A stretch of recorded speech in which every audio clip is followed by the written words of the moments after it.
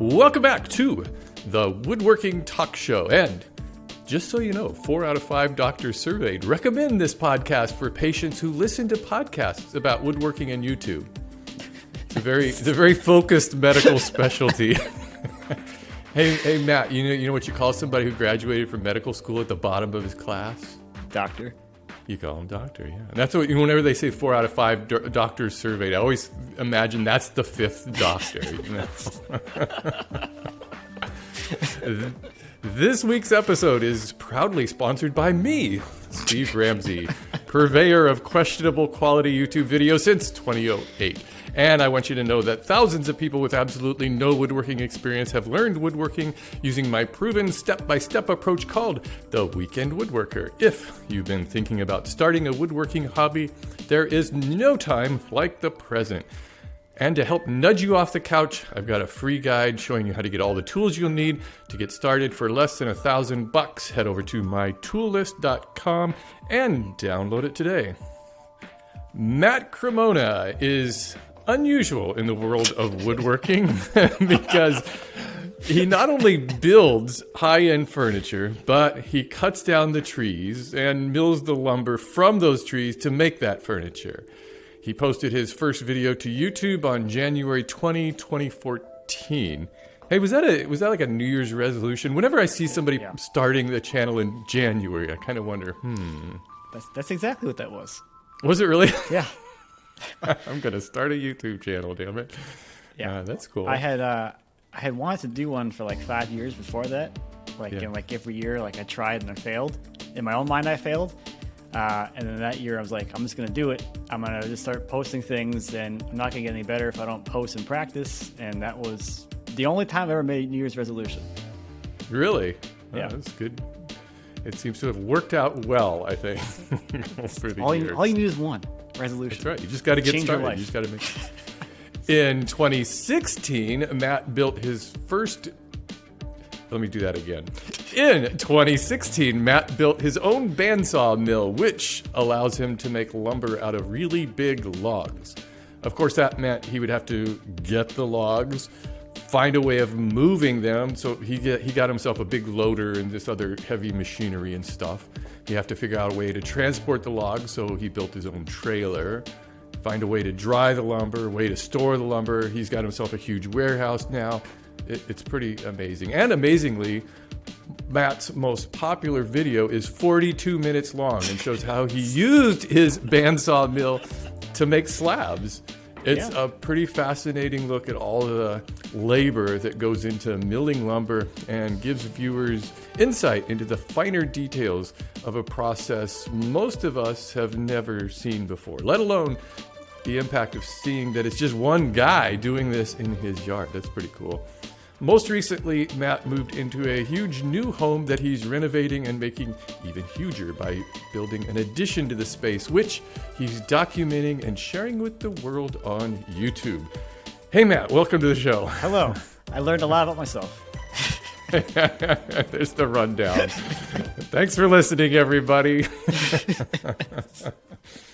Hey, did you get started in, it's been ages since we talked. Did you start out as a computer guy? Were you doing like computer stuff before you started in on all the woodworking on YouTube? Yeah, I did software design. I managed a development team for 4 or 5 years out of college. Yeah. You didn't like it? Oh, I got laid off. And then I was like, now I don't like it. So let's find something else to do.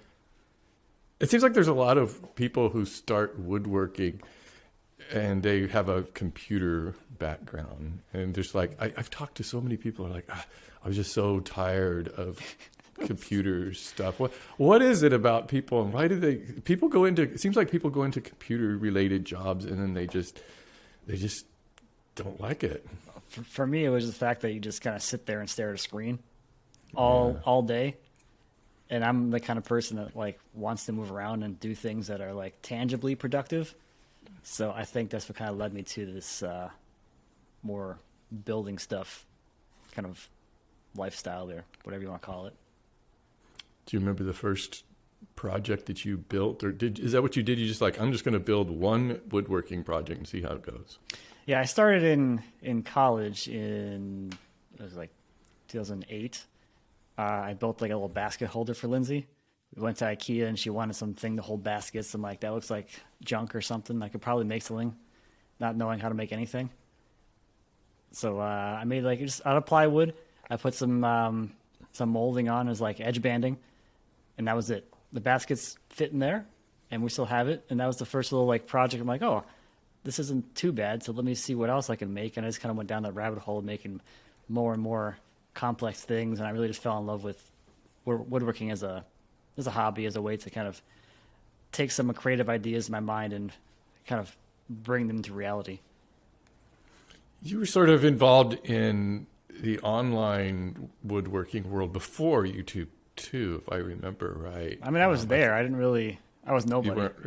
You weren't, I was just some guys like, here's some stuff I made.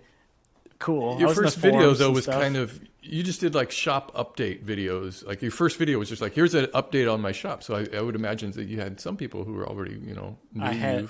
I had nobody. Oh, so when I started that, I just was posting them just to post them and just to get better at speaking, get better at presenting. I didn't tell anybody about them. I just put them up, and then people just started finding them through, I don't even know how they found these things. And I did that for like 3 months before my wife found out that I was doing it too. And wow, a closet YouTuber. I was a little embarrassed about it. I'm like, I don't sound very good. I'm like cutting my speech up into like all these chunks because I can't get a sentence. I can't string a sentence together. And I'm like, this is not very good. So the only reason I was doing it was just to get better at it. So I'm like, this isn't gonna go anywhere anyway. I just want to get better at speaking. And then my cousin found my videos online somehow and called my mom and was asking her if she knew about it, and she didn't know about it. And it was a whole thing, the discovery of the secret life of Matt. Because I would record them on Monday nights after Lindsay went to bed, like probably around 10 o'clock, and I would edit them the following evening after I got done with work before Lindsay got home from work, and post them Tuesday nights usually. So no one knew. But people keep finding them. Like, how do people find these things?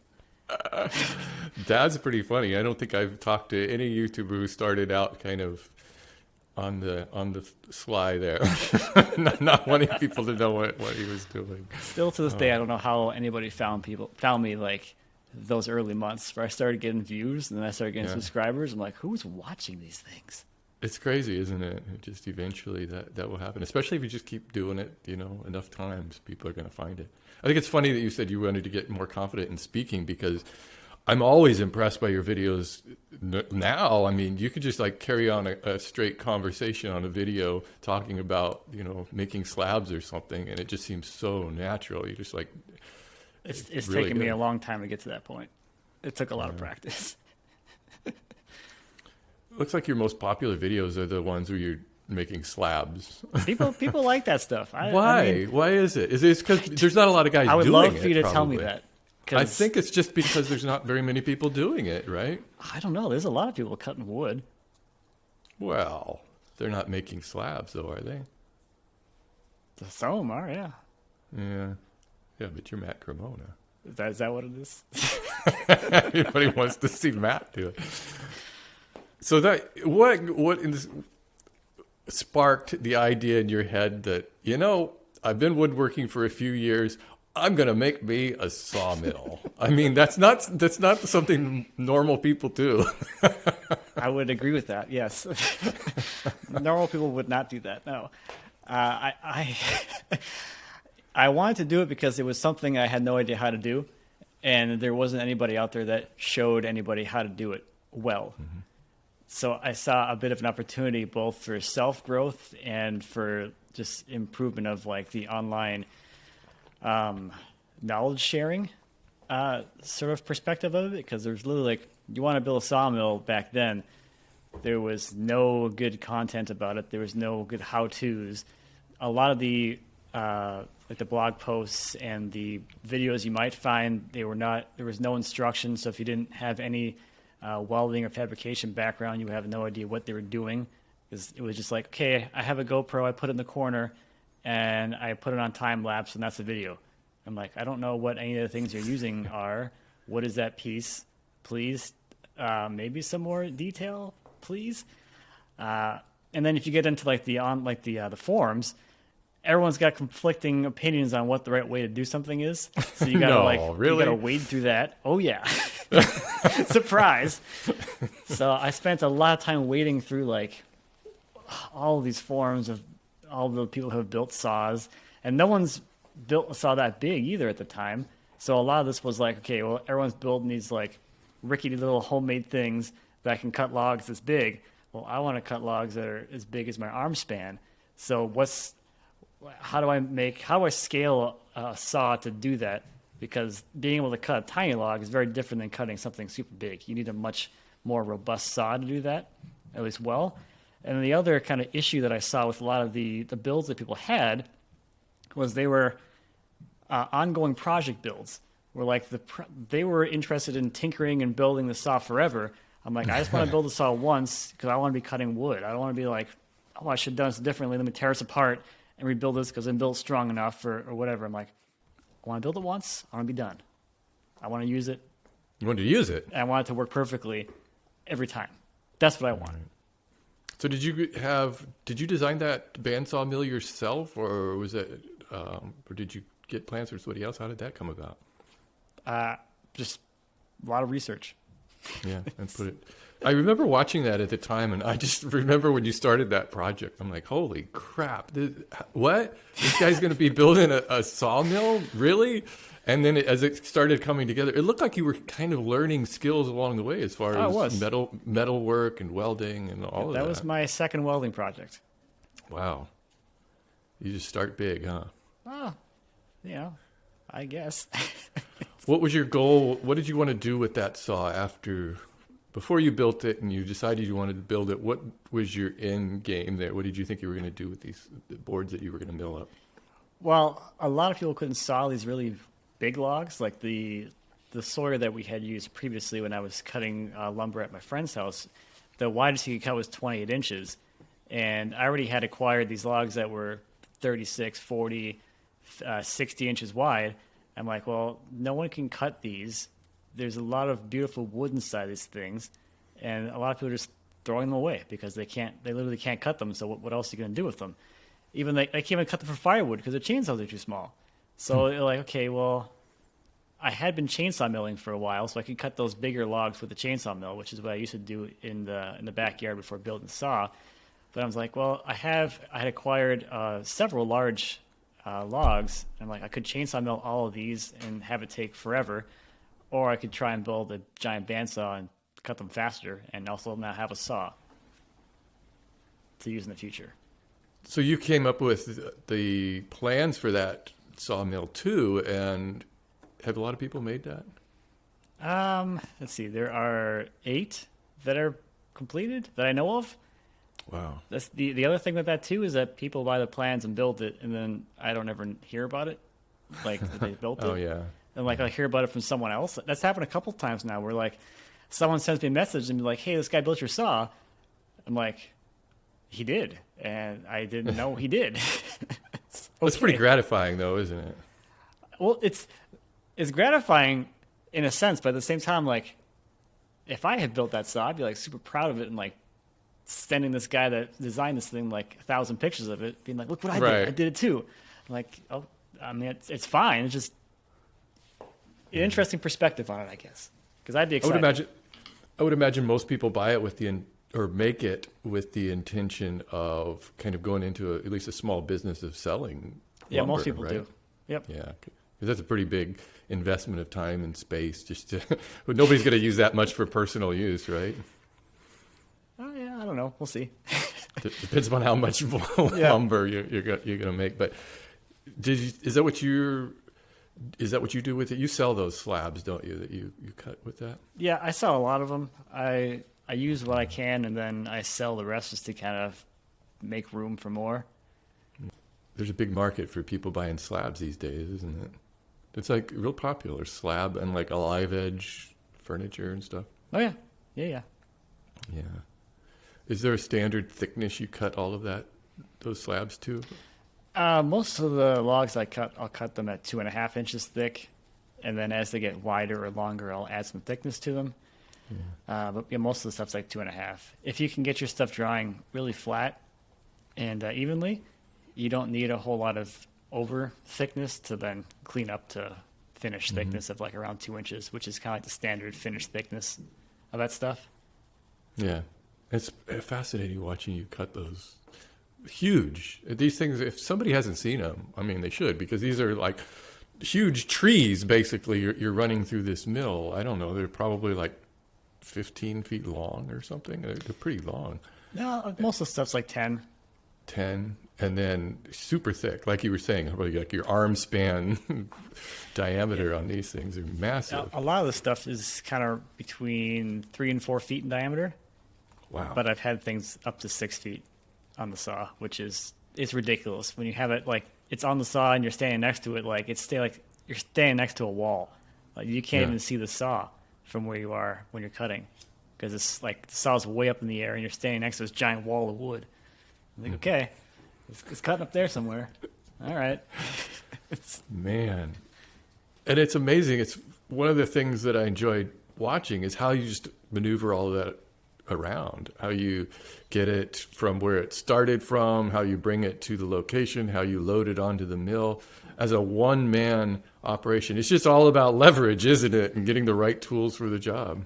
Yeah, that's one of the things that I enjoy. I don't do as much now that I have the machines, but when I had more time for it, figuring out how to move things and get things moved around creatively was a very fun challenge for me. And you have a warehouse now. Is that where you're storing slabs? Is that for sale, or is that like a retail space? It's like a fulfillment space. So I have my chair kits there, and then I have my my lumber. So I got the whatever slabs I might have, and then I have my workbench kits that I'll ship out of there as well. I don't really maintain much inventory of dried stuff, so most of the stuff that I sell, I'll pre-sell or like reservation basis, and then whenever it's dry, it just gets bundled up and sent out. So I'm not doing any inventory. How much does this slab cost? Give me a ballpark figure. like a big 2-inch slab, 10 feet by what, 3 feet? Like $500. Really? I would think it would be more than that. Well, you're out there in California where everything's more expensive. That's probably true. I've never bought a slab, so I don't know. Most people that buy my slabs end up having them sent to California. Really? Yeah. Because even with shipping, it ends up still being cheaper than just buying them there. Right. Wow. And then, so once you buy a slab, then you've got to, unless you're just going to use it as is, like, you know, like I was saying, some people like these big, huge desks or whatever. I would imagine most people make that into lumber, smaller pieces, or that's usually what I do with my stuff. Yeah. Being able to source all your project parts from essentially one big board, and you can lay out parts in 3 dimensions. So if you're doing like layout like in normal life, you would lay out your parts just on the surface, but in slab life, you can lay stuff out in the thickness too. So you can stack parts in the thickness, and you can kind of play around with your grain selection that way too. What are some of the things you've learned about wood from doing this whole process from soup to nuts, from getting the tree to building a project? I mean, I think I've learned a lot about the production side of it. When you're like a new woodworker and you're like, okay, I got a board, and you're kind of wrestling with the fact of why this board costs as much as it does, because you don't really understand like the amount of work and the amount of waste that went into creating this perfect board you buy.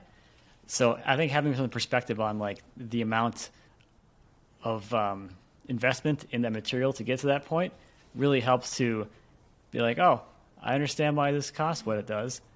And if I want to do it myself, it would be a heck of an endeavor. What's the most common kind of wood that you're sawing up there? You're in Minnesota, right? Yeah, I cut a lot of silver maple.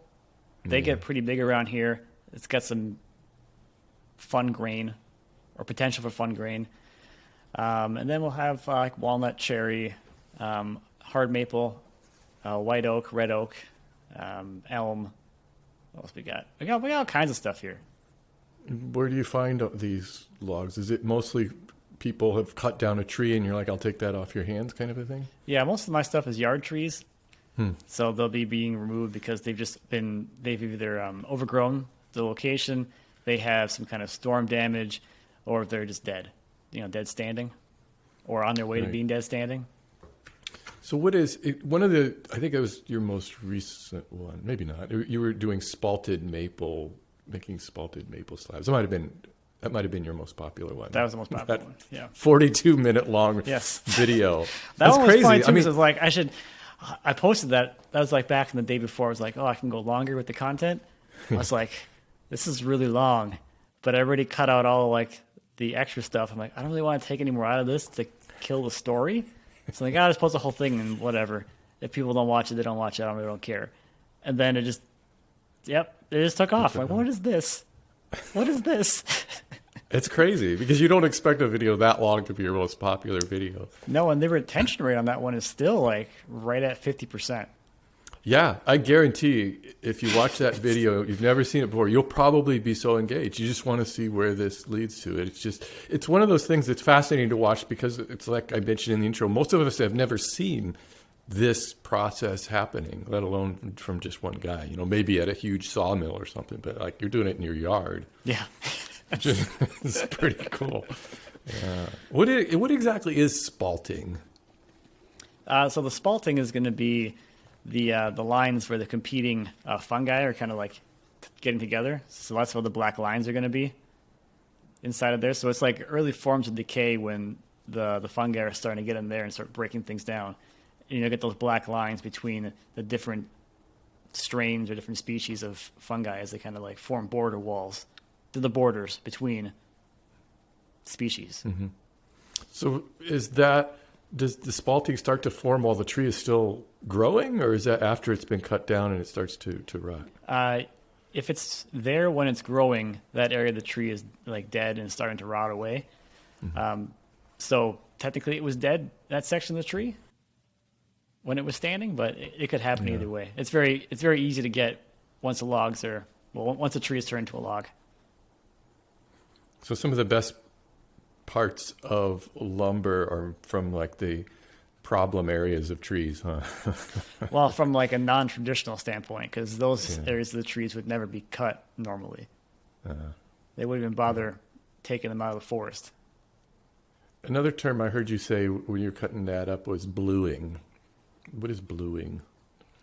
In that one, there was some blue stain from iron embedding, and then and that one too, there was also some blue from just the spalting.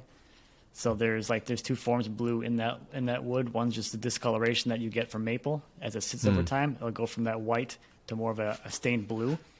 So traditionally, if you want to cut maple, you need to cut it very quickly, or else it will stain, and then you'll end up with traditionally garbage, crap wood that no one wants because it's stained. And then that tree had a spike in it for a lamppost, so that was causing some staining as well. That's pretty interesting when you just find these metal pieces inside of a tree, because it's probably like years and years ago somebody drove something into it, and then the tree just kind of grows around it, doesn't it? That one, someone hung a light on it, probably in the 60s. Wow.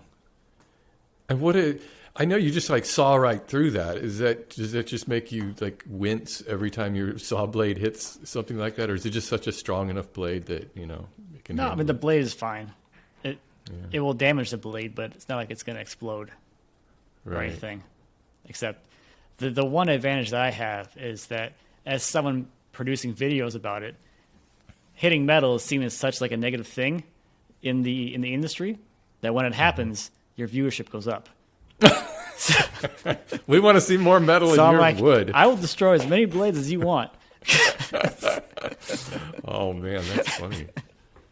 Those blades are huge. What size bandsaw blades are those? I run 1.5 inches wide. Inch, and how long are they? What's the size? About 26 feet. 26 feet. Wow. So how much does something like that cost if you need to replace it? The cheap ones that I was using for years were they $48. Really? $48? Yeah, I was expecting you to say hundreds of dollars for one of those things. No, I'm running carbide now, and that is $160. Yeah. Which is a little more, but that will go right through. That will repeatedly go through embedded steel with no issue at all. What'll usually happen with the cheaper blades is they'll go through the steel, but then once they exit that cut, or once they get through the steel, then the blade's all screwed up and it starts walking all over the place. With the carbide blades, you can make that cut, screw up the blade, and it still cuts flat through the rest of the cut. And then you can keep cutting. What kind of machinery do you have now? I know you've got like some loaders. I don't know what you call all these things. They're like, tractors or something to lift it up. And what's like your fleet right now? The fleet. Yeah. So at the 2 years ago, I got a mini skid steer. So that was like the biggest thing that I could have at my old property. And what is that? That's like a forklift kind of a thing, isn't it? Yeah, it's a stand-on skid steer. So it's like a really tiny, like Bobcat thing. Okay. So you can put different attachments on it. So it's got forks. I've got a snowblower for it. You like bring it over to California and use that up in the mountains. Yeah. I got the grapple. There's all kinds of attachments you can get for that thing, just like any other attachment-based machine. But that one's super nimble, super small. It's 7 feet long and 42 inches wide. So you can go into a lot of little narrow places. And when I was at the old house on a quarter acre in the city, it was easy to be able to get around. You can turn around in place, and you can lift. It'll go up 1,000 pounds. So it lifts pretty much anything that I would need it to move, except the whole log. But once I cut into slabs, I could move things very easily. That's probably my favorite little machine. It gets used like a lot. And then in 2020, I got the warehouse, and I added a forklift there. So I have ways to move things around there. And then this past spring, because we were moving, I bought a telehandler so that I could unload all the stuff that I moved from the old house, and now I have room for a machine that's 20 feet long and weighs 22,000 pounds, which I didn't have any. Like, you could even drive that at my other place. You wouldn't be able to go anywhere. And what are your goals with that warehouse? What do you want to do with the space? That allows me to have the flexibility of square feet to do anything I kind of come up with in the physical product realm. Mm-hmm. So yeah, right now you mean beyond selling slabs, but selling like your kits and that yeah, sort of any little kits or things I haven't thought of yet, because I found that a lot of the issues with getting ideas off the ground is having room to do them. Yeah. So by I have 2,500 square feet there, so I have the flexibility to do a lot of different things there. I have room to kind of stage things if I need to, and kind of just explore that side of the business.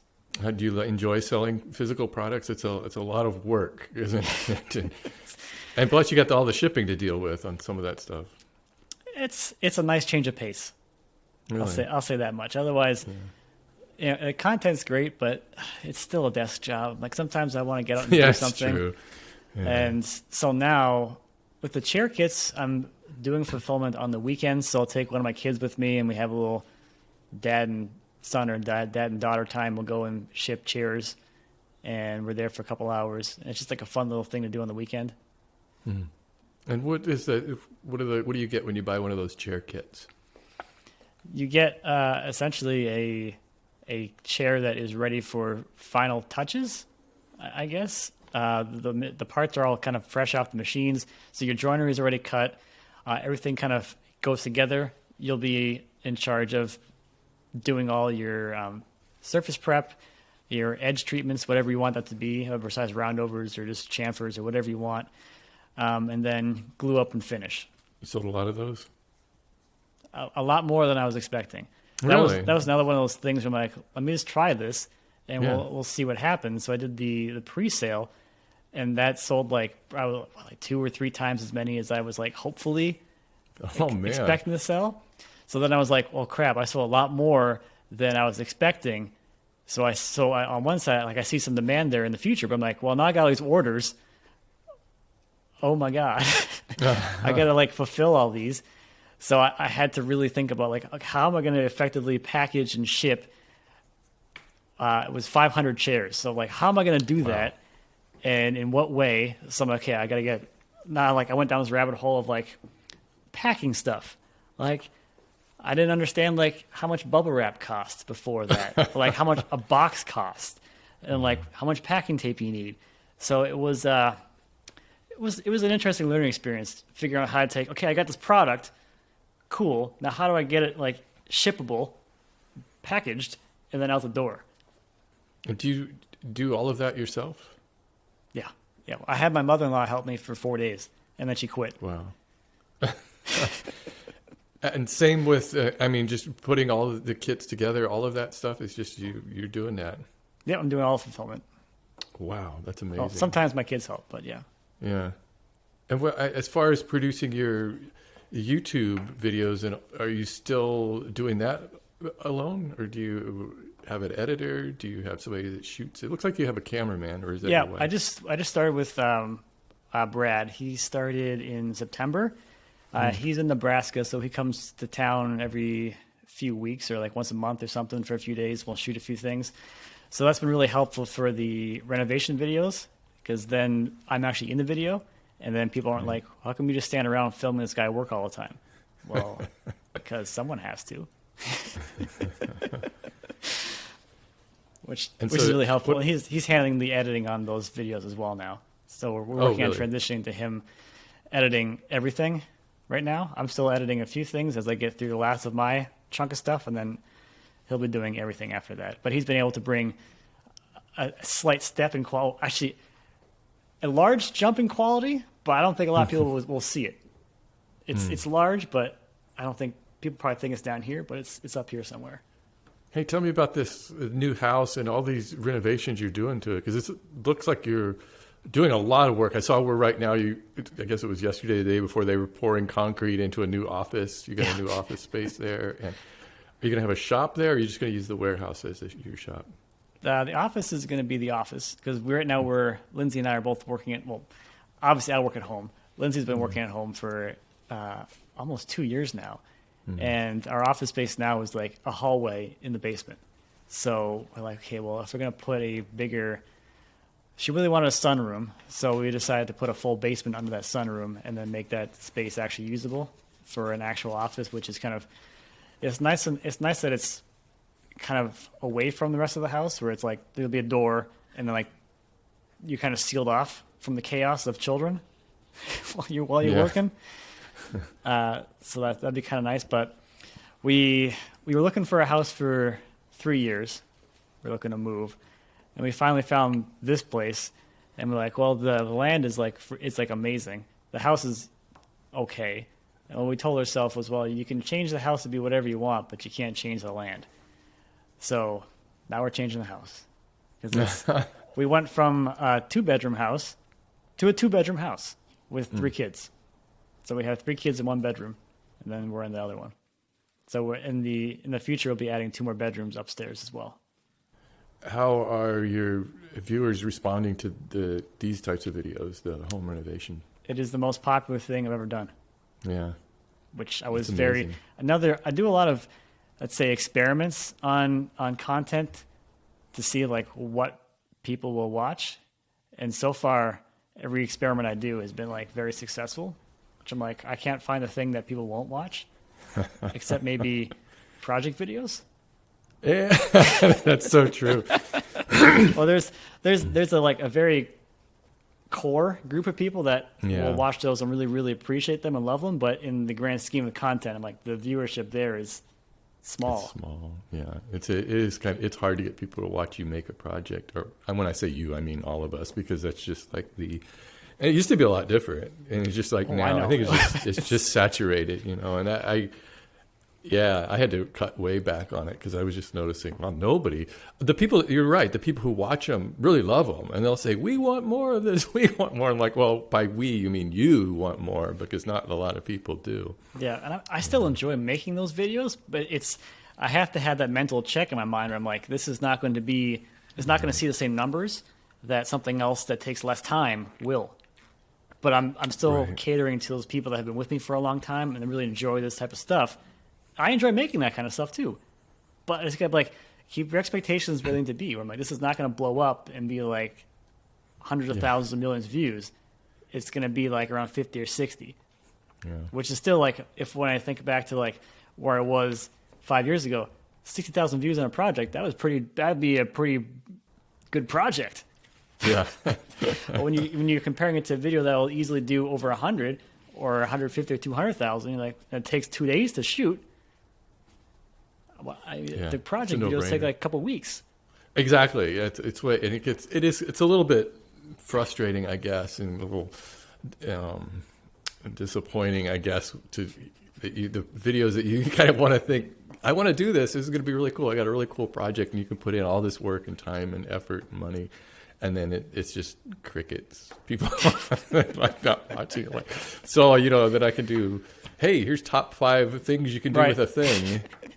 Boom, instant views. Well, that too, or if you get into playing with shorts, and you're like, okay, this took like no time, and then the shorts thing is like insane right now. You're like, okay, it is. This is a 1-minute piece of content that I did in like 3 minutes or like an hour or whatever, and it'll go to like 1 million views. You're like, what the heck kind of world am I living in?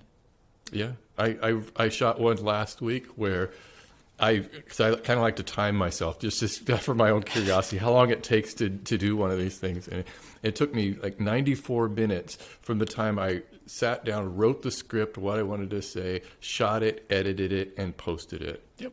And those things will get crazy views compared to, I'm going to spend 2 weeks making a project that nobody watches. It is, I don't know. It's frustrating at times, I guess. What are you going to do? You just got to stay grounded. You do. You got to, yeah. I mean, and it's not like it's not fun doing some of these other things, too. I really actually enjoy doing the shorts, too. I think that it's a lot of fun, and it's a great challenge to take those on. But, yeah, you got to rein in your expectations. But I think the remodeling is a great new kind of branch for your channel. It's a natural, progression. Yeah, there's going to be, like, right now I'm, like, totally outside of my realm of experience or competency, which is fun. I've got Donovan here, he's, like, super good with the whole filming thing, which is nice. I really want to be able to show, like, a little more detail than you would normally see, especially from TV. Like, you get zero detail out of TV and zero realistic expectations of, like, how long things should actually take. So I'm trying to kind of bridge that kind of that realm of like, here's what it actually looks like to do an addition on a house. And then as we move into the inside, we'll start doing the interior finishes, which will be more things that I actually know how to do and can provide some actual value to. So I'll be doing the kitchen build out. I'll be doing the trim and a few of the new pieces of furniture for that area as well. So that'll be kind of a interesting perspective of fine furniture maker builds kitchen cabinets. Right. We'll see how much hate I can get for that. That's the other thing I try and do too. Is like you got to poke them a little bit. The hater just a little bit. Like it's little tease. Like, I know this is ridiculous. I'm doing this for you. Just to get under your skin, just a little bit. It's a mix of you doing stuff and then contractors working on some of the larger things, like pouring concrete and that sort of thing, right? Yeah. Is there anything any of the things that they're doing that you kind of think, maybe I'd like to try that? Well, for a lot of the stuff, when I'm here with Donovan, I'm doing a fair amount of it. I just am off camera doing a lot of the less exciting things. Like when I've had the question, like, well, could you have just done this all yourself? I'm like, I probably could have. I'd still be doing like that still, even though we've been wrapped up with the shell for 4 or 5 weeks now. I'd probably still be out there figuring out how to put a foundation in. Yes. Well, and that's just it. That's something that, I kind of think there's times when you just need to hire a professional who just knows what they're doing, because it's just going to take me 5 times as long, because I've got to I'm doing it for the first time. Whereas these guys have done it. We had a bathroom remodel last year, and I had a lot of people asking me, well, why aren't you doing this work? I'm like, well, because it's not what I do. It's not woodworking, and it would take me forever, and we'd be without a bathroom when I can just hire these guys who do it all the time. They can put the tile in, they can, build the shower and all that. And it's been really interesting, though, to be like that involved with it, though, and be able to kind of see and experience the expertise that they have. And you're like, wow, that makes a lot of sense. Because honestly, a lot of the time savings comes from like the forethought and the sequencing to make sure like things are happening in the right order. So that when you get over here, like, oh crap, I forgot about this thing over here, which I should have done. It would have been way easier to do before, but now I got to go back and do it. And it's harder. So I think it's where a lot of the value comes in. I think that a lot of people think of you as, the sawmill guy, but you have some amazing projects. Getting back to the projects that people don't want to watch, but I mean that's some of the best furniture on YouTube, really, and you sell the plans for your projects on the Guild or Mark's Guild. Yeah, I've got 9 of those. He mentioned you when he was on this. He said your Queen Anne Highboy was the worst seller. it's still going. I don't know. It's a huge project. My God, that thing is massive. Like 40 hours. You get a lot of video. You get a lot of content out of that one. Yeah. If you want the most value in the Guild, that's it, because it's 36 videos. It's 11 hours of content. But it's a beautiful piece. I mean, it's just stunning. I mean, thank you. Just amazing. And you design all those yourself? Yeah, for the most part. A lot of it's just like, well, with that one, it's like, well, it's a period piece, so there's a bunch of different like ones that were built in the 1700s that you go back and look at, and and everyone's kind of had their own little modern take on them or whatever. Yeah. So my only more modern take is just like in the wood selection. Everything else is fairly consistent with the period style. Is that your favorite piece you've built to date? I think the sideboard that I did in 2018 is probably my favorite. It has a sequential crotch panels that go all the way around. Right. I think that's probably up there. Lindsay's favorite one, I think, is either the serpentine chest, which we just finished, or her vanity that I made last year. Last year, I think. One of those. Yeah, I don't know. The highboy and the secretary desk are both large pieces, and they're currently in the barn in storage until we finish the renovation and have somewhere to put them. Because there's nowhere in the house to put them right now. What's your favorite part of the whole process, from gathering up the tree, milling it, to making the end piece? Do you have a favorite part of that? Usually in that scenario, it'll be like when I'm finally done with it. I can be like, I'm finally done with this. Because the way you just described it, I'm like, that's a lot of work. That's a lot of commitment. That's a lot of time to get to that point. I think, honestly, my favorite part is like lumber selection. When you get to like, usually when I cut the trees, I'm like, I don't really know what this is going to be someday. So let me just cut this in a way that gives me a lot of options in the future. And then when I had the boards in the shop for the first time, and I'm like, okay, let me like visualize where all these pieces are going to go in the final piece and start laying them out. That's my favorite part of the whole project, is doing that first layout. And then what really kind of amplifies that is in the end, when you finally put the finish on, you get all together, and you're like, oh, all those decisions I made in the very beginning to put this grain wherever, that worked out. Or that didn't really work. Yeah. Note for next time.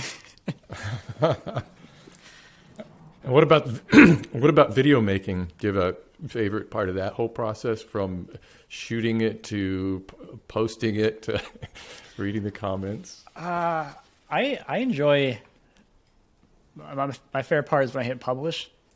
Yeah. Because now I think that's the scariest part always for me. I'm always thinking, did I forget something? There's that, but I'm just excited. I'm like, I spent all this time, all this money, I've invested all of this to this point where no one has seen this thing. And now I'm going to share this whole thing with the world and see what people are going to say about it. And I've been very fortunate where I don't get a whole lot of like negativity coming my way. So typically I'm like, oh, now is when I'm going to get some positive feedback and love from this community that I built. Yeah. Yeah, I think your followers have probably followed you from the beginning. You're just one of those mainstays on YouTube at this point. You're just like, oh, there's Matt. Still doing his thing. Guy. Is he still doing that? Oh, he's still doing that. Oh, okay. Well, you've been doing it for since 2014. You were kind of in that second wave, I guess, of maker YouTubers, who are still around. Actually, there's a lot of people that started around that time. I was thinking about that recently. I'm like, wow, there's like a lot of people that are like have come a long way, that we all kind of were in that little group together of like, oh, we got these little tiny channels. We're starting to see some growth. This is exciting. And a lot of us have gone to some pretty incredible places, which is, it's been awesome to watch everybody's growth. Yeah, I always think of 2015 and 16 as kind of like the golden age of YouTube. It was things were really cranking out then. That was good. Well, it was also like a really like weird time too. Another thing I was thinking was like back then is like, can I get this video to 8 minutes? It's got to be 8 minutes. That's it. Yeah. If it's longer than that, that's it. Cut it off. And now we're like, okay, I'm publishing videos that are like 30 or 40 minutes frequently. Like that's where most of my content is now. I'm like, And I go back and watch some of those videos. I'm like, this feels super rushed and like just thrown together because of the way it's edited. Yeah. Like just get through it as quickly as possible. And it's just an interesting perspective because I think back then we didn't really have any we didn't have a place for short form content. Yeah. So like, well, I guess YouTube's just short form content because if you want long form content, you'll just watch streaming or Netflix or TV or something. Yeah, it used to be, I remember that anything, if you were approaching 10 minutes on a video, it was just too long. Nobody would watch it. And now it's very common for videos to be 20 plus minutes long. In fact, I think YouTube kind of favors those longer form videos in a way. They certainly have. Yeah. They like them long and they like them short. They like them short and vertical. Do you like doing the shorts? Is that, or just, are you just kind of eh? So here the problem I have with shorts is that I started on TikTok in June, and I produced a lot of little short form pieces of content that I was really proud of on there. But the problem is that they allow you up to 3 minutes. So a lot of my best videos there are like 1:40. And I have tried, I brought them to the editing. I'm like, let me try and cut this down to a minute. I'm like, it doesn't work. So that's my problem with it right now. Yeah. I can't believe that they've been, I was looking at them.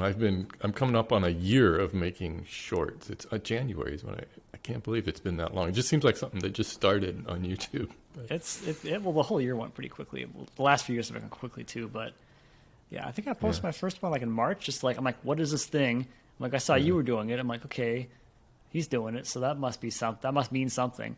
So let me try. I don't know what that means. So let me try this. It went nowhere. I'm like, okay, well, that kind of sucked. And I did a few more. I'm like, and they popped off. I'm like, what the heck? And it was weird because they're flat, and then after a week, it's like, I'm like, what the heck? What is this? Where did this come from? Yeah, it did. It takes about a week, and then all of a sudden they get. YouTube kind of blesses you with the short shelf, and then they take off, but not so much anymore. I noticed that that's kind of leveled off. It's not, and I think it's just because there's so many people doing shorts now. Yeah, well, back then there was enough content, but now people are starting to catch on. Yeah, I've been trying to explain shorts to my audience, and I think they finally got it now. But it's taken a while because a lot of people think this in a very binary terms. Well, that's it. You'll never make a longer video anymore. You're just going to strictly this is all you're making. Short. Right. That's my favorite. Do you ever do anything anymore? Have you posted in a while? I'm like, I posted 6 videos this month. What are you talking about? Yeah, I get that. I get that a lot. Nice to see you back. What are you talking about? Oh, yeah. Those are weird ones when people say, wow, it's so good to see you posting. And I'm like, I don't understand this. I didn't stop. I don't understand. Yeah, I've been posting for 14 years. I haven't never stopped. I got that recently. I began a lot more recently. I'm posting more now than I ever have. So I don't understand what the disconnect is. Are they not subscribed but think they're subscribed? They only see some stuff sometimes. Is that where that's coming from? Or yeah, I'm not sure how that works. I don't think that I think it's because people mostly rely on just the YouTube watch next or recommendations for whatever they're going to watch. I don't think that the sub box is really much of a thing anymore. I'm sure you're right. At least I know for me it's not. Yeah. You don't use the subscription box when you're browsing? Not particularly, no. Yeah, I think most people don't. It's I don't think YouTube wants people to they're not really that interested in subscribers because they kind of feel like if somebody is just watching their videos that they're subscribed to, they're going to watch them and then just leave the platform. YouTube's like, no, we want you to watch what we want you to see. Well, what's interesting too is you can see that in your analytics, on day 1 and 2, you still have at least I'll have 30 or 40% of people watching on day 1 or 2 that are not subscribed. I'm like, how are you people watching this? Yeah. Really? On day 1, that many non-subscribers are watching? That seems interesting. Yeah, and I've noticed I have last week I did this what was it called? 9 tips for doing something. I've already forgotten. 9 things you need to know about something. But I realized I shot it in 3 minutes. And I go, oh, there's a good hook. It's 9 things about your drill that you should know. 9 tips in 3 minutes. There we go.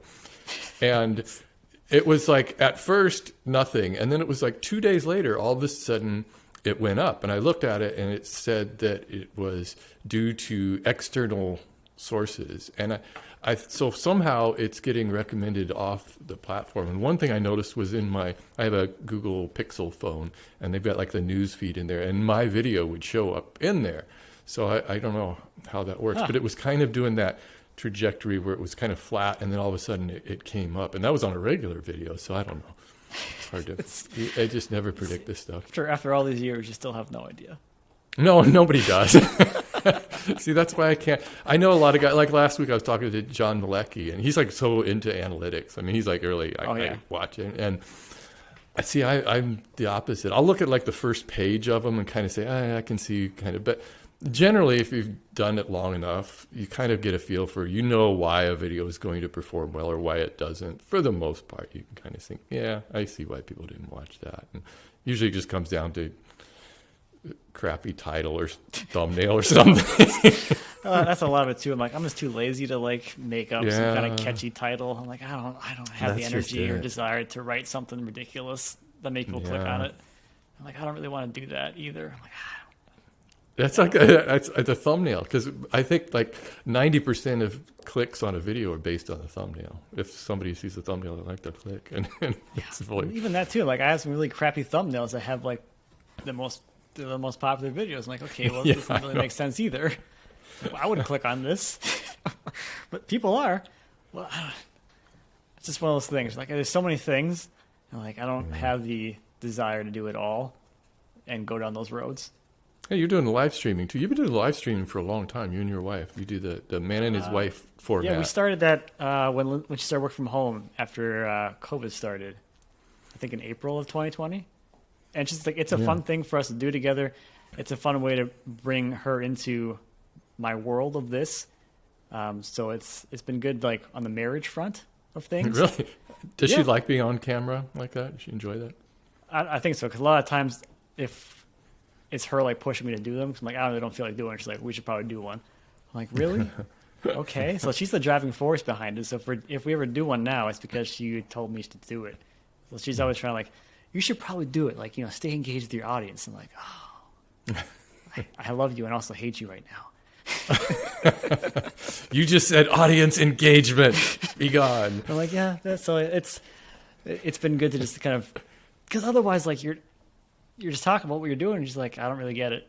But now, like, she's into that a little bit more, and it's enough where it keeps it fun. And for me, at least, it's something I do purely for fun. I'm like, I know it doesn't do anything for my channel. It's good for the people that are like really engaged with me and my content. They absolutely love it. But then there is no like middle ground. There's zero middle ground on live streams. Either you absolutely love it or you hate it, and you keep telling that person, for the love of God, stop doing these. I'm like, what? Like, I don't know how many people are sending messages that tell me to stop doing it. Yeah. Like, I just don't watch. You don't watch it. I mean, did you pay for this? No. I'm like, I'm doing this. It's a free thing I do, so I can answer questions for an hour, because one of the biggest problems I have is being able to answer everybody's questions. So I'm like, well, here I am, mostly every Friday for like that 45 minutes. Ask me your question, because I'm here answering questions. That's what I'm doing. And it's for fun. Yeah, I get a lot of that when I post the videos. I was posting the full-length videos of these podcasts on my main channel, and finally I just decided to put them on their own channel. But yeah, a lot of people would be like, stop, please, don't do this anymore. It's like, well, I'm not taking away anything. It's just an extra thing. That was the other thing, too. People were like, maybe you should make making videos instead of doing this live stream. Like, I do it like 4 o'clock on a Friday, like for 45 minutes. What do you think I'm going to be doing otherwise? Yeah. I think that's one of the things I've learned the most about audiences is there's a lot of that really binary thinking. Like, you're either going to do this one thing, and if you do something else, then you can't do the other thing. Well, so you're doing live streams, you're not posting videos anymore? Right, yeah. And the other thing is people want you to do whatever it was you were doing when they found you. So if you were making project videos, or I was making the lockdown woodworking series in 2020, and those people were really into that, and then those viewers started to drop off. But they said, why don't you do that some more? Why don't you do those daily videos? And I can't believe you did that for as long as you did. I can't believe I did either. I remember on the first day I started those, I'm like, there's no way this is going to be sustainable. But I'm So I like, was thinking, cranked like, I mean, I'm all for it. Like, everyone's like, Yeah. and whenever everyone like sets a kind of like lofty goal of like, I'm going to do like a schedule, I'm going to do like a video a day. Yeah. I'm like, I mean, I'm happy for you. Good luck for coming Ain't from gonna a work. place of complete support, but also like disbelief as someone that probably understands what it takes to actually do that on a consistent basis. Because I'm like, Yeah, I that's did a it lot. for about 8-9 months, maybe almost 10 months, and it was. Yeah, it's the kind of thing that there was no way that was going to be sustainable. But I think it was a great decision because in 2020, if you were able to pivot and do something different, wow, because there was a lot of people watching, sitting around at home. And I think a lot of content creators really, really did well. I think if you didn't change anything, a lot of times you didn't see much growth in the channel. But it was right at that time. But yeah. I just like to always kind of change things up here and there. And That's good. And the see world's what always happens. changing anyway, so you might as well change with it, try new Yeah. things. You've been doing that podcast for a long time too. You and Mark and Shannon have done the wood talk. Yep. Yeah, I joined that in 2016. You took over from Matt Vanderlist. Yeah. Is that There's a real preponderance of Matts who are woodworkers, don't you think? There's a lot of Matts woodworking. I would agree with that, yes. It I don't know makes it why. easy for me, at least. Like, oh, one less name I have to remember. I was thinking about coming up with one of these things. They can say, "What's your woodworking name?" And then they take like the first letter of your first. And I was thinking like the first name, they would just A through Z, they would all just be Matt, and then you would come up with the last name. Yeah, you still enjoy doing the podcast with them? It's a lot of fun. I mean, like, even doing this, like, I don't get to talk to people that are in the same, like, job Yeah. or, like, industry, I guess, as me. So it's fun to connect with my peers Right. in that sense. And it just generally, it's just fun. I mean, when I started, I definitely took it too seriously. Like, I expected it to be, like, a more serious thing. And then once I finally like warmed up to it, I'm like, this is a joke. Like, we're just having fun here. So let me go ahead and razz on all these guys because that's part of the fun of it. And that's how we kind of found our chemistry. And we're like, well, I don't really care what this, I don't like. The worst way to describe this is I lost respect for both of them, and that kind of helped me get a little more comfortable with being on that recording. That show kind of established the format of the three guys talking about woodworking, I think. Yeah, it's just. Yeah, I don't. It's it's been interesting. That's for sure. Yeah. That's great. What do you tell people when they ask you what you do for a living? It depends how old they are and how much of a conversation I want to have. My favorite person to answer that question to is a young person because they get it instantly, and it YouTuber. doesn't become like this long, convoluted conversation. Like, one of the things that I'm kind of jealous about with Lindsay is that when people ask her what she does, she says, I'm an attorney. And either that's the end of that conversation, or they ask her what kind of attorney, and then that's the end of the conversation. Because people know what attorneys are. Like, okay, that's easy. Yeah. So I go down the road of like, okay, if it's someone young, I can say like, I'm a content creator, I'm an influencer, I'm a slightly older generation, I'm a YouTuber. But anyone older than that, like, and you get older than my age into your like the 40s or older, like, if you tell them that you're a YouTuber or an influencer or something like that, they're like, oh, there's this conversation like, how do you make money doing that? Yeah. How does that even work? That's not a real job. And you kind of have to go down that rabbit hole of conversation. On the other side of things, if you say, oh, I'm just a woodworker, that can also be dangerous too, because it will lead you right back to the same content creation standpoint. Because you're like, okay, well, like, what do you make? What do you sell? Who do you sell it to? I'm like, well, I don't sell anything. Well, how do you make money doing that? Oh, I make videos. Okay, now we're going back to that again. So it's never easy. So I'm still trying to find that perfect, like, here's the answer, and let's not make this a really weird conversation for half an hour or something. Yeah, I remember having that conversation when a guy came over to the house for something, and he saw my shop, and he said, "Oh, you do woodworking for a living?" I'm like, "Well, sort of." And the whole thing got into YouTube and all that. But he was really hung up on the woodworking thing. He goes, "Do you have a card? I have somebody who might want some work done." I'm like, "A card? No, but I don't even do work like that." You know, they don't really understand it. Yep. Yep. You live my life. That's exactly my life. Do you have any plans for the new year? Just working on that addition to the house mostly, huh? Yeah, trying to stay ahead of that. Oh, to some extent. That is going to produce an ungodly amount of content. Yeah. So staying ahead of that enough where we can actually get through all the post-production in somewhat of a reasonable time frame. Otherwise, we're going to be releasing videos like a year after we're actually done with that. So I'm kind of anticipating it'll be like well over 100 videos, like maybe even closer to 150 by the time that this chunk of the renovation is done. Did you do any demolition on any of that? Did you do building any of the additions? Let's see. Yeah. So far, we have removed like the front awning off the house. That was kind of the bigger bit of demolition. I removed our deck and our patio before we started on the back. In January, when we get back into the work on it, we'll be demoing the current entryway area and connecting our shells to the actual house. So right now we have the exterior walls still in place, so we're still insulated and sealed. And then we'll break those seals and remove everything between the two additions we added to create our long kitchen area. That's some good content when you can destroy things. I know there's like these home reno shows on TV, you know, HGTV and stuff, and they always make a big deal out of the demolition demo day, and it's just people love to watch that, you destroying things. I love it though, because they destroy things in a way that wouldn't be practical at all. They're like busting out windows and things. I'm like, wow, that's just making a huge mess, you know. Well, what's interesting is when I did the demolition on the deck, and I was like, I took all the boards off all nicely, I took all the screws out, I bundled all the boards together, and I was taking it apart all nicely. And I'm like, I'm gonna get some hate for this because oh, you took way too much time, you know, removing that deck.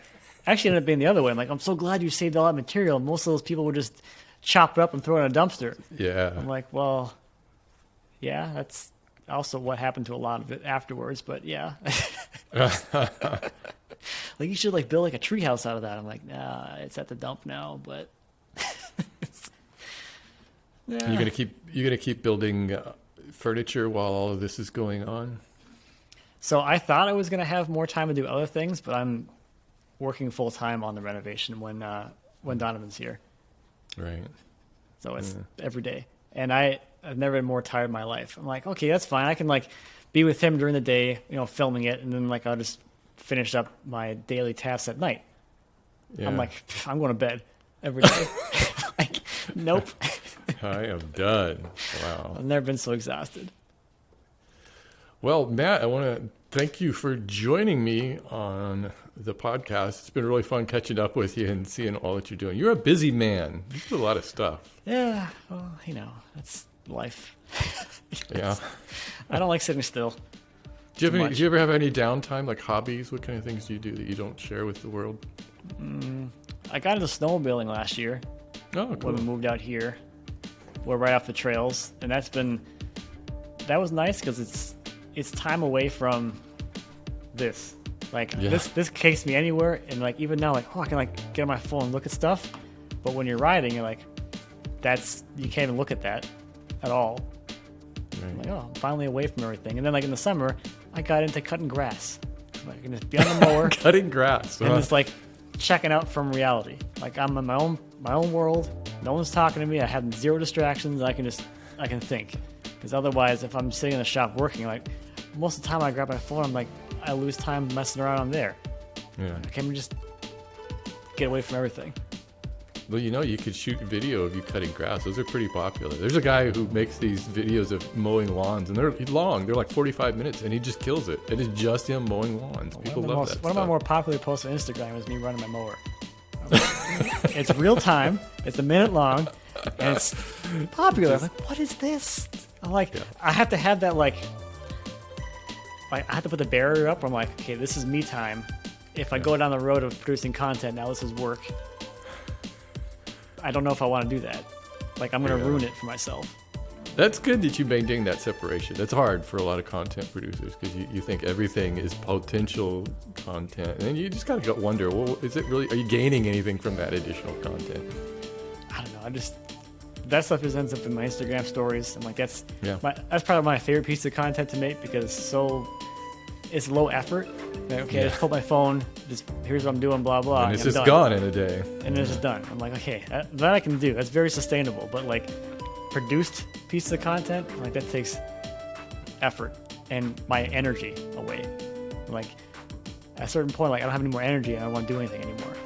Well, thanks again for joining me, and I'm really looking forward to seeing how this project comes along, and then what you're going to do after that, figuring out that. I got a shop to build. I got a sawmill building to build. I got all kinds of things to do here. I'm looking forward to seeing all of that. And too. I want to thank everybody for listening to this episode of the Woodworking Talk Show. See you next time.